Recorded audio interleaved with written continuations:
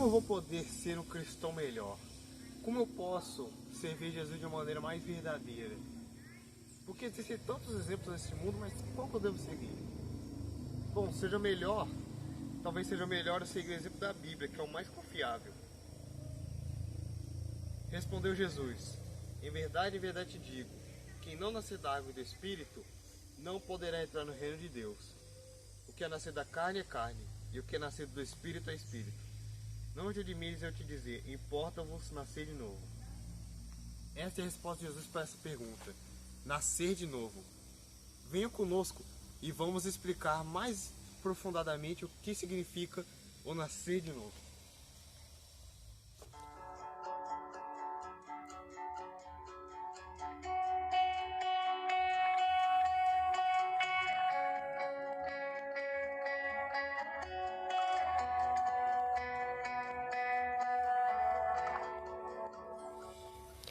Gente, vocês perceberam nessa passagem que o irmão Jonatas leu, como Jesus é direto e pontual na hora de dar as respostas pra gente.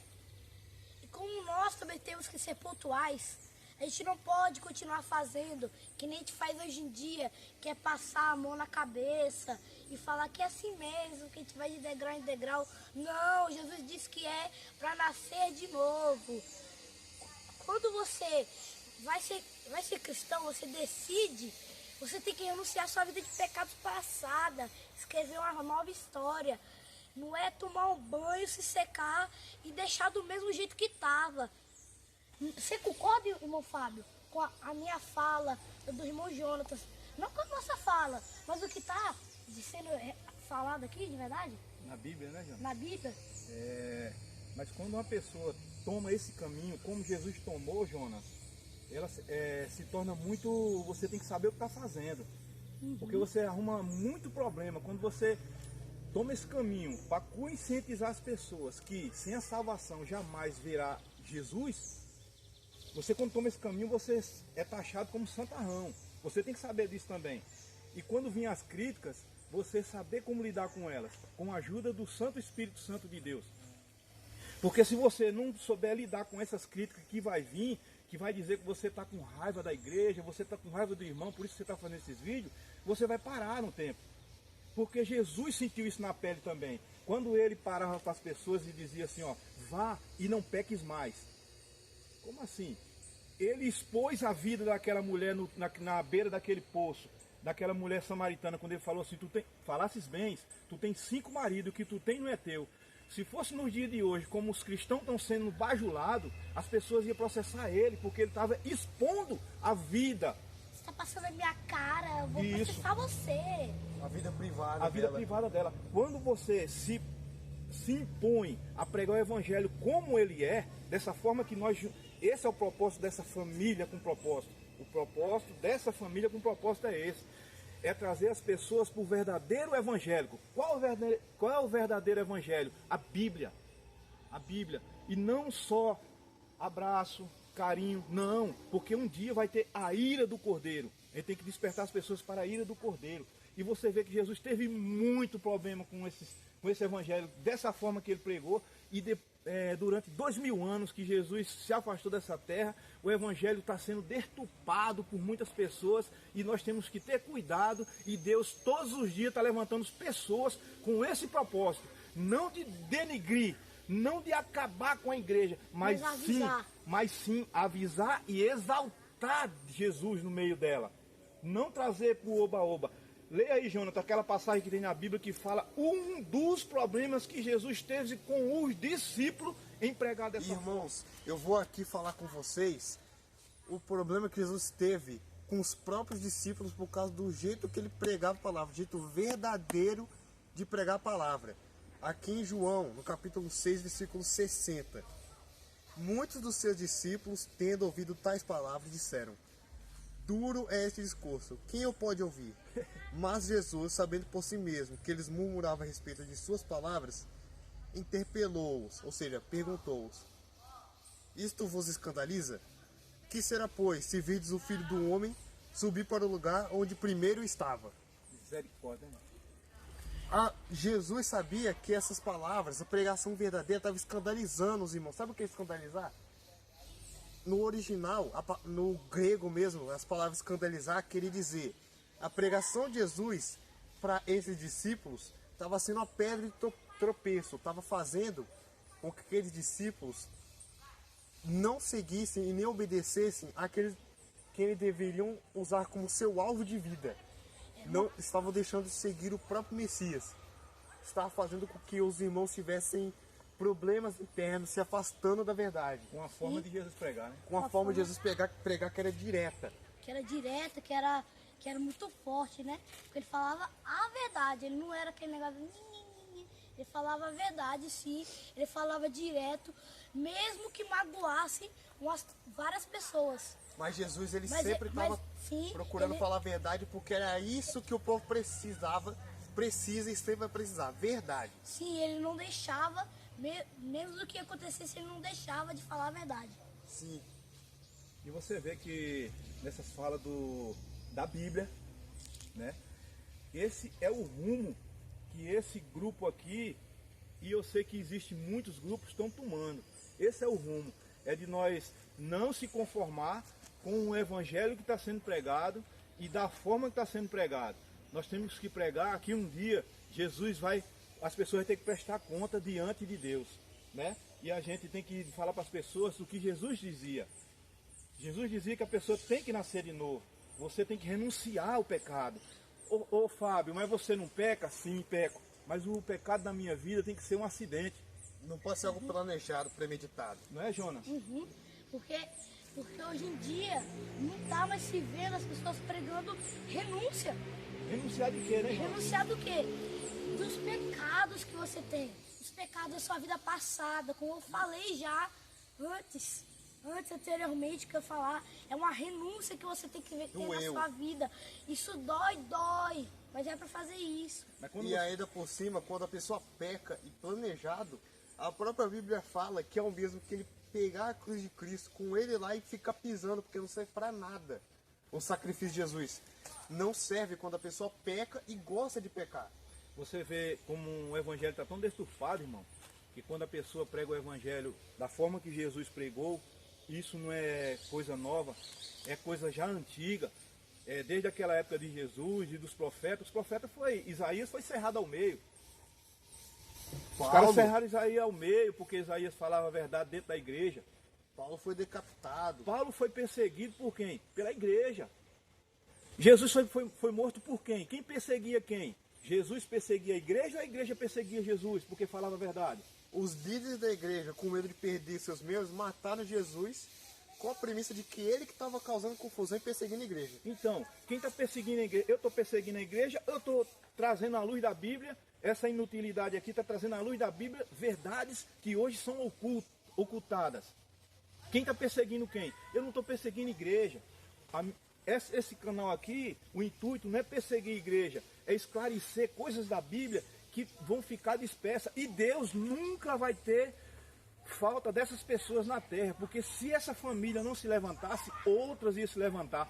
Sabe aquelas famílias que hoje estão no bar, aquelas famílias que estão na perdição? Jesus levanta ela e traz para sua casa para que eles preguem o verdadeiro evangelho. Não é todo mundo embolado ali não tem todo mundo perdido, Jonas, não é todo mundo que está perdido. E eu não estou dizendo que estou salvo, eu só estou dizendo que procuro fazer o certo. Quando você procura fazer o certo, você nunca vai errar. Por que nunca vai errar? Porque você está tentando. A luz que recebeu, você tenta. Não é negligenciar a luz que você recebeu. Às vezes você faz errado, mas não com a consciência de fazer errado. Você faz errado com a consciência de acertar. E aqui não é o caso. Aqui a consciência e tudo, está tudo certo aqui perante a palavra de Deus. É isso que eu estou trazendo para os irmãos. No nosso máximo, a gente está se esforçando para não fazer o errado. Mas quando a gente fazer o errado, vai ser um acidente.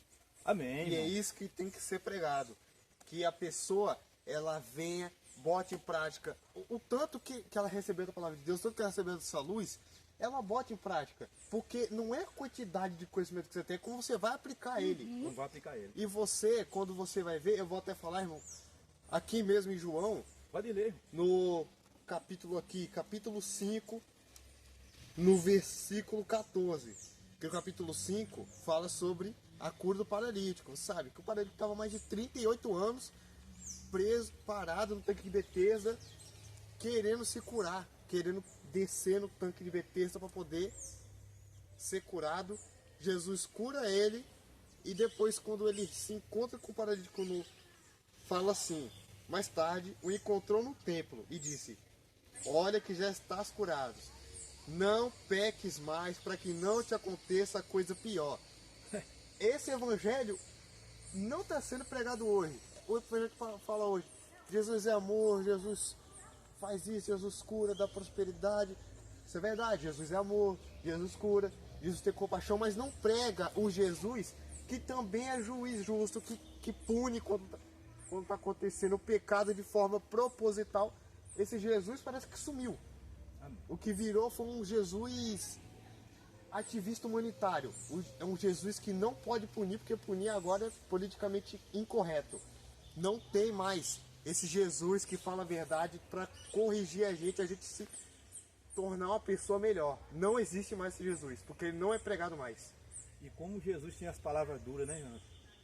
Você acha Tinha que acabado de ser curado de 38 anos de paralisia, Jesus fala logo isso? Jesus vai lá e as pessoas trabalhando no templo? As pessoas trabalhando no templo lá, tudo, entre aspas, sossegado, né? Construindo, e Jesus já chega para trazer aquela... para colocar as pessoas para pensar, que ele nunca fez resposta pronta, né? Sim. Você vê, chega aquele, entre aspas, na mentalidade humana hoje, chega um cara quebrando tudo, aquelas coisas que vocês fazem na igreja, tudo errado. Como ele expulsou os campistas, quebrou tudo que tinha lá. Quando você extrai o mundo para dentro da igreja, que é ridículo. É ridículo quando a igreja tenta imitar o mundo. É ridículo, ridículo. Aí quando a igreja, não estou generalizando, estou dizendo toda vez que a igreja tenta imitar o mundo é ridículo. Você já imaginou Jesus entrasse lá e quebrasse todas essas parafernálias que vocês trazem para dentro do templo? Que a coisa mundana dentro. O que seria de Jesus, hein? Quem seria Jesus na sua igreja? Quem seria Jesus na sua casa, hoje? Jesus seria quem? Sendo um verdadeiro extremista, um cara de palavras duras, ele seria recebido de que forma? Jesus, se ele pregasse da maneira que pregou aqui na Bíblia, ele já foi perseguido e morto. Hoje em dia ele já ia ser o primeiro cancelado, ele ia ser perseguido, ia perder tudo que tinha, todo mundo ia odiar Jesus pelo jeito que ele pregava. E você, Jonas? Vamos trazer Jonas mais uma vez para esse vídeo, que verdade presente da Bíblia, Jonas. O que é que você diz sobre Jesus falar tão duro assim com as pessoas, e as pessoas hoje maquiar um Jesus e trazer um Jesus tão fácil de viver do lado dele, que não é difícil, mas sem a ajuda do Espírito Santo é impossível. Fala, Jonas. Jesus mostrou, eu quero enfatizar uma coisa que Jesus mostrou, por causa que hoje em dia acontece, né? Eu não sei se as pessoas vão me entender. Ó, não estou generalizando, já vou falar. Mas eu vou falar uma coisa, irmãos. Sabe isso que está acontecendo? Sabe por que eles maquiaram Jesus e trazeram esse Jesus da forma que ele é trago hoje para as pessoas? Porque Jesus mostrou para todo mundo que pregar falando a verdade não é difícil, é impossível. Amém. De ser aceito por todo mundo. Porque se você... Imagina, você tá... Vou botar o exemplo que o irmão falou. Você tá trabalhando lá, aí chega um cara assim, um cara que chega falando as coisas assim, fica na sua cabeça assim, Pregando. fica pregando, você querendo trabalhar, e o cara pregando na sua cabeça assim, fica falando toda hora. É um cara chato, vamos falar a verdade. E ainda vou E as falar pessoas- assim, Vamos falar a verdade, vamos falar a verdade, vamos trazer pra realidade, cara. A gente tá trabalhando aqui, chega um cara falando, pregando. e eu ainda vou falar, irmão, porque ele estava tão focado naquilo e queriam viver tanto no pecado, que quando Jesus falou assim, que a verdade vos libertará, eles ainda teve gente que falou assim: somos descendentes de Abraão, nunca fomos escravos de ninguém, para ter ideia de como o pecado. Irmão, para ter ideia de como o pecado é. Eles falam: nunca fomos escravos de ninguém. Até aquele momento, eles já foram escravos, foram dominados pelos gregos, pelos persas, pelos egípcios, pelos babilônicos, filisteus, cananeus, e naquele tempo ainda estavam sendo dominados por Roma. E disseram, nunca fomos escravos de ninguém. Acho que eles estavam com algum problema de memória. O pecado ele faz a gente perder a memória, não faz não? Eu acho, Jonas. E isso que ainda nem aconteceu os outros extermínios que teve com o povo judeu depois, na Europa, no Oriente Médio, com os otomanos, com os alemães, com os franceses. E isso sem pecar o principal forma que fez ele se tornar escravo. Você sabe qual é, Muta? Sim. É o pecado. O pecado dele. O pecado deles que você aprisiona. você sabe por que Jesus não liberta mais pessoas hoje? Não liberta mais pessoas que são escravas hoje? Porque Não sabe que são escravos. ele não sabe que são escravos como naquela época, né? Eles eram escravos, mas se sentia como pessoas eleitas e não dava ouvido a Jesus Cristo porque pensava que era livre. Isso me lembra até de Isso uma aconteceu com essa frase mesmo que eu iria falar, com a famosa mulher americana chamada Harriet Tubman. Ela salvou vários escravos na vida dela. Fez missões, e resgatou vários familiares, pessoas que ela não conhecia. E ela ainda disse, no fim da sua vida, salvei 1000 escravos. Eu podia ter salvado mais 1000 se eles soubessem que eram escravos. Amém. Eu quero agradecer, irmãos, mais uma vez, por vocês chegarem até aqui nesse vídeo. Não esquece de se inscrever, dá o like e compartilha para mais pessoas. Eu estou agradecendo também as pessoas novas que são inscritas, as que não são inscritas também e os que se inscreveram há mais tempo. Que Deus abençoe a todos vocês, o lado de vocês, e creio que até o final do ano, se Jesus não voltar, terá mais um vídeo para nós continuar naquela... Nós começamos em Ezequiel 8 e nós sentimos no direito de fazer esse vídeo de Jesus, mas nós vamos voltar a falar a continuação do versículo 8 de Ezequiel, Que vai ser que vai ser o 9, que vai falar do selamento do povo de Deus. E você, Que é Jonas? tão necessário quanto o Ezequiel 8. Amém. E que Deus abençoe a todos.